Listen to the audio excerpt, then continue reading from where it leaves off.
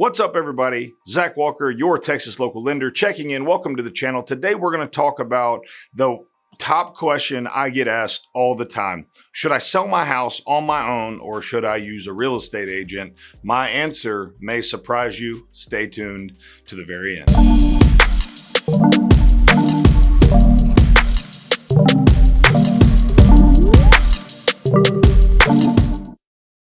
So today we're going to talk real estate, and what we're talking about is, should I sell my house on my own or should I hire a real estate agent?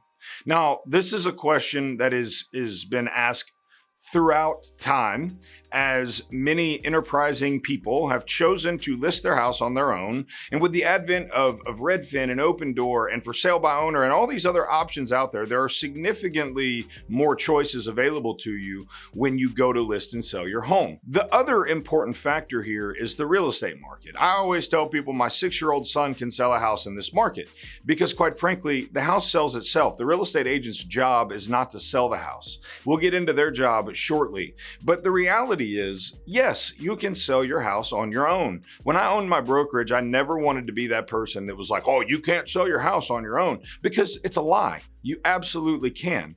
But as with anything, there is an up and a down. There's a positive and a negative. There's an equal and opposite reaction. And so today we're going to talk about exactly what that looks like. So when you sell your home by yourself, what you're saying is, I'm going to put a sign in the yard that says, I'm selling my house. Call me.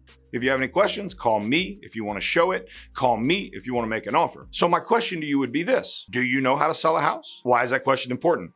Because when you sell your house, there's going to be a tremendous amount of negotiation, contract law, contract evaluation. There's going to be a period of option or due diligence period. There's an option fee that goes with that. Do you need an appraisal waiver? There's a ton of questions that happen that, again, you can find answers to. The internet has changed everything, right? You could certainly find those answers. But again, what happens if you get that wrong? Well, if you get it wrong, you could absolutely hurt yourself financially. Your home is your single largest asset that you will ever invest in. So obviously it's important to protect that. Why do you go to the doctor when there's WebMD? Well, because you want a professional's opinion. Well, that's what a real estate agent does, is they are there to provide you with their opinion. They're going to help you price the house. They're going to help you negotiate. They're going to read the contract. They're going to protect you from shysters and people that would mean to cause you harm and take advantage of you, so on and so forth. And so again, the answer is absolutely you can sell your house on your own. But one of the main drawbacks in doing that is now you don't have a real estate professional to help you negotiate. So your answer is, great, I want to negotiate on myself. Thank you for the information. Great, I want to negotiate it. Okay, no problem. Let's go to the next step. Now you have an inspection because you have an option period. Did you include a fee for your option period? If not, why? If so, how much? Again, do you know the answer to those questions? You can find the answers on the internet, but again, having a professional there to walk you through the process is going to protect you. Now the inspection report comes back and it says you have a termite problem. Well, now what happens?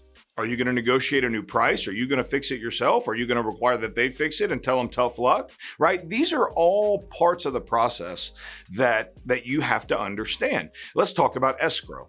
When they make an earnest money deposit, it goes into escrow. Are you familiar with how escrow accounts work and where you need to take that money and how you need to protect yourself through the escrow account? Well, sure, you can go hire a title company to do that work for you. You can hire an attorney for $2,500 to walk you through the process. There are always options available to you. But let me tell you why I think you should hire a real estate agent. As someone who was a real estate agent and is not now a real estate agent, I sold my house without a real estate agent. I did the for sale by owner thing.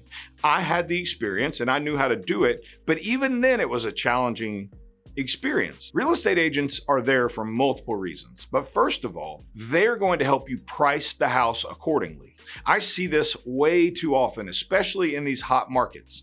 You think your house is worth significantly more than it's worth because Zillow said so, or Redfin, or Open Door said so. And just last week, we saw a situation where a house had been listed for 6 months. In this market, that is unheard of. The house was probably worth $850,000. They had it listed at $999,000, $999,000. So they were $150,000 over the appraised value probably. An offer came in, $940,000. Fantastic offer, probably $90,000 over what it was worth. But they chose not to listen to a real estate agent in terms of pricing. Had they listed it at $850,000 in the beginning, they would have likely still gotten $940,000 for it. They would have just gotten it in a much quicker time frame.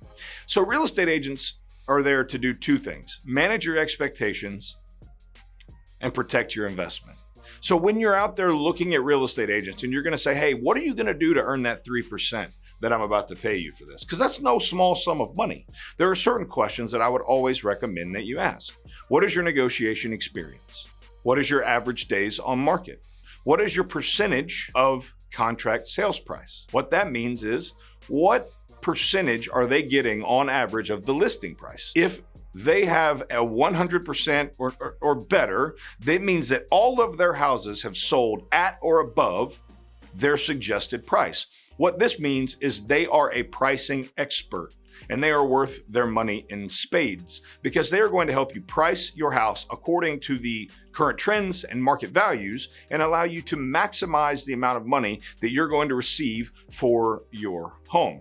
Another question you're going to ask them: how long have you been in business? Why is this important? Because it's not hard to become a real estate agent, and lots of people do so as a second career or as a side hustle. Now, there's nothing wrong with a side hustle, but I've always wanted to work with people who were dedicated professionals, who made their main job their craft, because typically they're going to be much better at their job than someone who moonlights as a real estate agent. Now, that being said, there are tons of great real estate agents who do it as a side hustle, but my personal preference, I want to work with a full-time real estate agent, just like I want to work with a full-time wealth advisor, a full-time doctor, a full-time dentist, right? Like, I want to protect myself. And if I'm going to pay the 3%, I want to pay it to someone who it's their full-time job. I know they're going to be great at it. Something else that you want to talk about with your real estate agent is commissions. Commissions are oftentimes negotiable. They have every right to not negotiate, but you have every right to ask.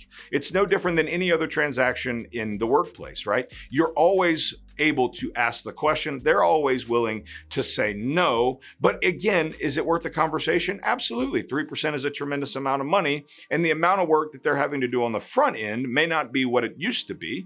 And so it may look different. Now, it may well not look different, and they absolutely may be worth the 3%, but that's a conversation that you should be absolutely willing to have with a real estate agent. And as a real estate agent, it should be a conversation you're absolutely willing to have, because every day I have to explain my value. I have to explain why I'm worth the amount of money that I get paid to my boss, to my clients, so on and so forth. It's no different for you and them. And so nothing should just be expected. Everything should be negotiated. Lastly, you want to make sure your real estate agent has a plan. What's the plan to list and sell? How are we going to market? Do they have the photographers? Do they have the videographers? Do they have the assets and the team in place to make sure that your home is as marketable as is possible for the situation? Quite frankly, that it may be the most important part of this, because putting your best foot forward is the most important thing. And right now, the way that you do that is digitally. The sign in your yard means very little. How many of you have driven by a sign and said, ooh, that's a house, and bought it? No, you get online, you go to Zillow, you go to wherever, you find a house, and then you make an offer after seeing one or two of them. And that's that. That's the way that you need to approach these real estate agents. Hey, what is your plan? What can your team, what assets do you have? What can you do for me to maximize my value? If I'm going to hire you as a real estate agent and pay you 3%, you need to earn that money. And so one of the ways you can do that is helping me maximize my value. In summary, sure, you can absolutely sell your house on your own. Don't let anybody tell you that you can't. However, you are taking certain risks when you do that. Are the risks worth the reward? That's a decision for you to make. But don't let anyone tell you you can't do it. My recommendation, always work with a real estate professional. They're going to earn their money if you hire a good one. If you don't, and you've had a bad experience, I certainly understand and hope that you will give a great real estate professional another opportunity, because again, they're not all the same. In the same way that used car salesmen are not all the same, real estate lenders, we're not all the same. We all have different personalities. We all have different value propositions. We all have different goods and services we bring to the table that are worth money or they're not. And so be sure that you pick one that you jive with, someone who has a personality similar to yours, someone who knows what they're doing well. And if you have any questions, don't hesitate to reach out. Make sure you smash that like button, that subscribe button. Let us know if there's any topics you want for us to cover in the comments. We look forward to communicating with you. In the meantime, have a great day.